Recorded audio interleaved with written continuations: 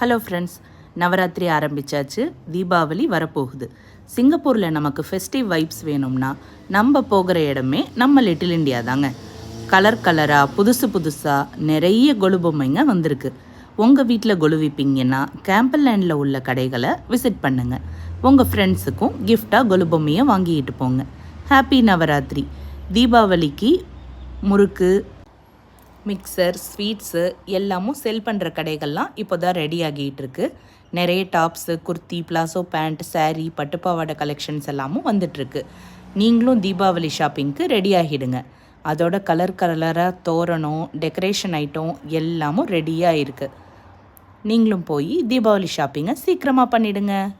Happy Navaratri, happy Deepavali.